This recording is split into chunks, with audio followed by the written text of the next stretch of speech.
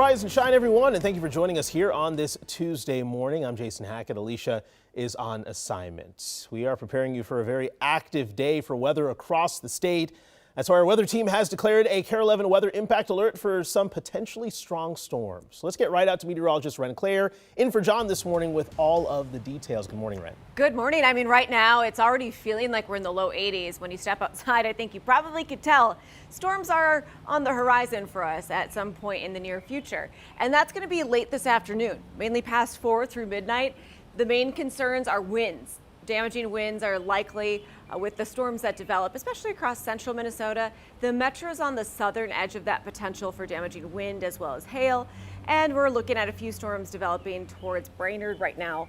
Any storms we have in the morning are likely to be sub-severe, just not severe. However, if we do pop a warning, because you can kind of see some of those storms trying to develop closer to that front that's stalled to our north towards Brainerd, any of those isolated strong storms would be, again, like I mentioned, isolated. The better chance for storms will be past 4 and through midnight. A flood watch is in place towards Pine County as well as Burnett here till tomorrow morning. Heat advisory across the metro through 8.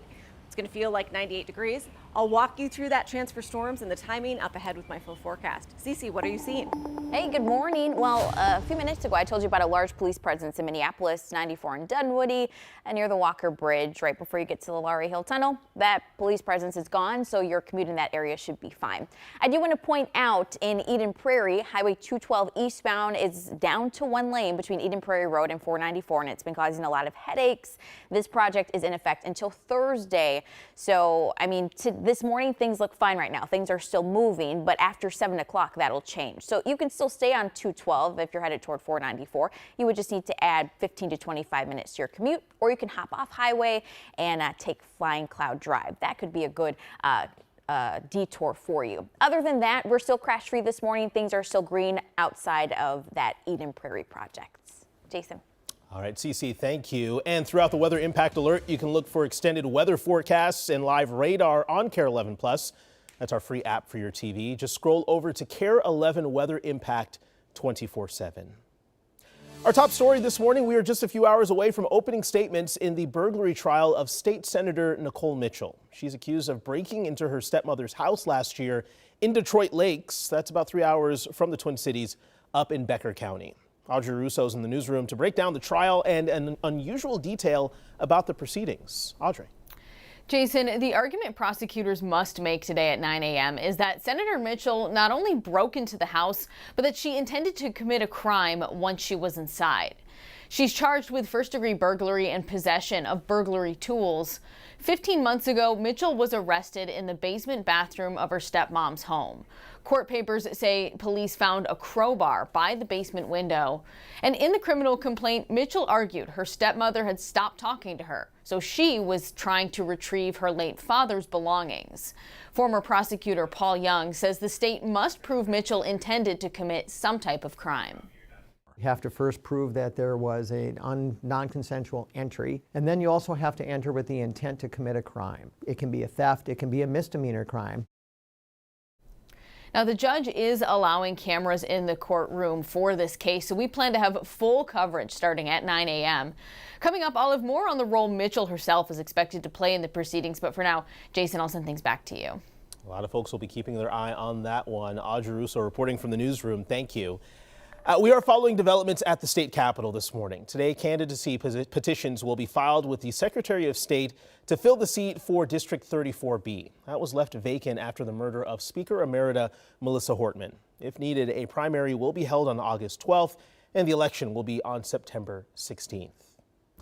Developing right now, the family of a man Minneapolis police shot and killed is now suing the city and several police. Tekle Sundberg died 3 years ago yesterday after a 6-hour standoff at his apartment. His neighbor reported a man was firing a gun into her unit. Sundberg's family lawyer says under the Americans with Disabilities Act, the city or county should have dispatched mental health resources, and he says there were teams available that night. Sundberg's parents say the 20-year-old had well-documented psychological problems, including a traumatic brain injury and depression. Folks are often critical about lawsuits that we're just trying to sue the city for money. And I have never yet met a single mother who would not write this city or county the biggest check she is capable of to get her son or daughter back. Now, the lawsuit demands changes in training and policies within MPD and also $100,000. A western Wisconsin woman is still in the hospital this morning after being attacked by a black bear over the weekend. The DNR says 69-year-old Karen Fry is in stable condition but suffered some severe injuries. According to the Barron County Sheriff's Department, she was attacked on Saturday outside of her home in the small town of Comstock. Officials say it's rare for black bears to attack people. Here in Minnesota, since 1983, we've had 14 people that have been hospitalized by black bears since 1983. So it's, 3 per decade. Now, the bear has not been found, but its cub was spotted in a nearby tree. Authorities say they've set out traps for the bear and will have to euthanize it.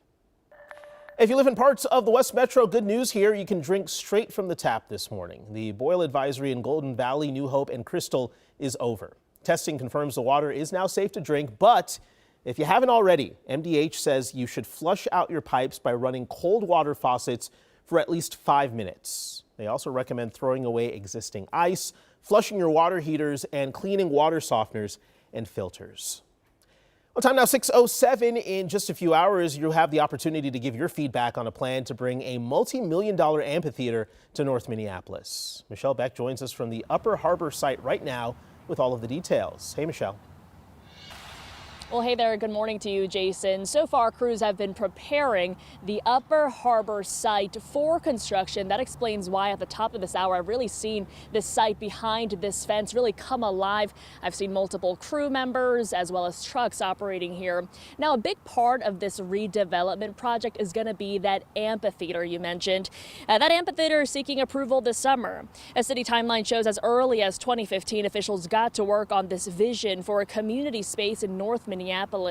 Fast forwarding to 1:30 today, you can share your comments about the amphitheater with a city committee. Right now, they are looking to approve the terms for the lease and use agreement, setting the project up to break ground later this year. They are planning to construct an 8,000 to 8,500 seat amphitheater. It's a combination of standing room and seats, and that will operate from a concert schedule roughly from May to September, possibly October. And that is to have larger outdoor amplified concerts. Yeah, so if you do have a comment you would like to share, you can submit it online, or you can attend that city committee meeting in person today at 1:30. That's going to be at the Public Service Center. Jason, back to you. Some of those renderings look beautiful. We'll see what happens. Michelle, thank you so much.